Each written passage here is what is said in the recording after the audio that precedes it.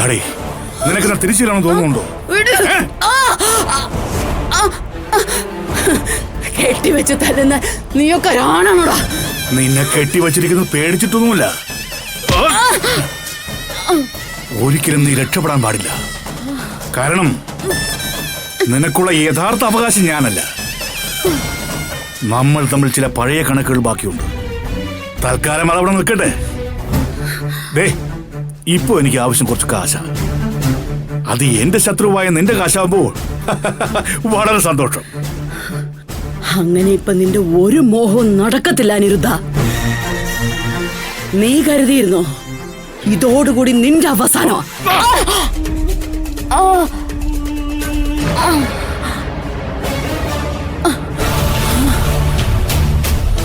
ചേലയ്ക്കുന്നോടി അവളുടെ അഹങ്കാരം കണ്ടില്ലേ?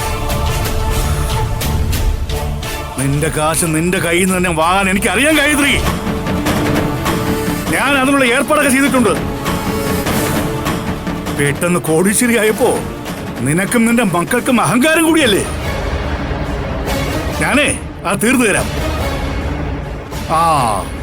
പിന്നെ ഇനി ഞാനൊരു സത്യം പറയാം.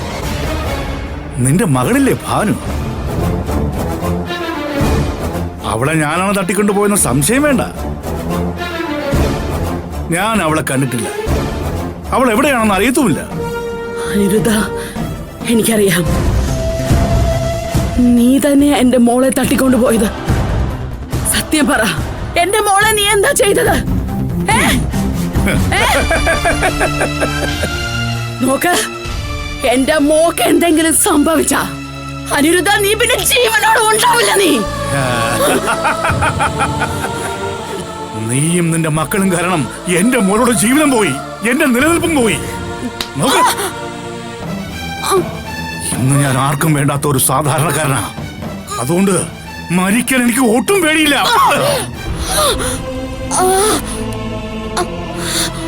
എനിക്കിപ്പോ കിട്ടിയിരിക്കുന്നത് ഒരു കച്ചിത്തുരുമ്പാ. ഇത് വച്ച് എനിക്കും രക്ഷപ്പെടണം. എന്നിട്ട് ഏതെങ്കിലും നാട്ടിൽ പോയി ഞാൻ ജീവിച്ചോളാം. പിന്നെ അറിയാലോ, കാലം മാറി. ഒരാളുടെ പേരിലുള്ള വസ്തുക്കൾ എഴുതി വാങ്ങണമെങ്കിൽ പഴയതുപോലൊന്നും നടക്കില്ല. അതുകൊണ്ട് രജിസ്റ്റർ ഓഫീസറെ തന്നെ എങ്ങോട്ട് കൊണ്ടുവരാൻ തീരുമാനിച്ചു. അതുകൊണ്ട് എല്ലാ രേഖകളും റെഡിയാണ്. എല്ലാത്തിനും ഒരു ഒപ്പ് വെച്ചു തന്നാൽ മാത്രം മതി.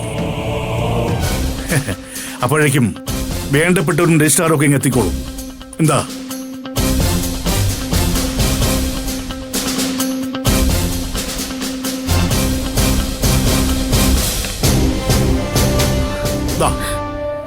ഇതിലൊക്കെ പറയുന്നിടത്തൊക്കെ ഒന്ന് ഒപ്പിട്ടേര്.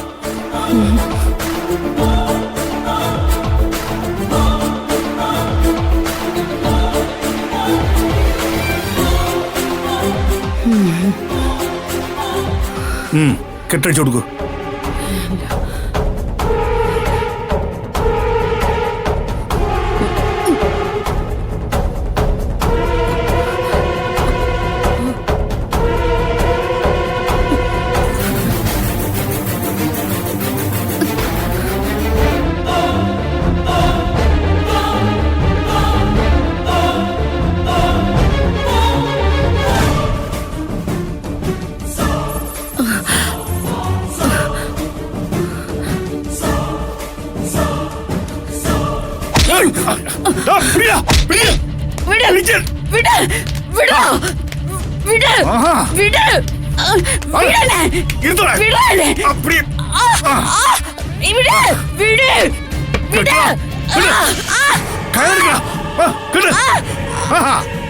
നിനക്ക് അത്രയ്ക്കും തിക്കാനോ?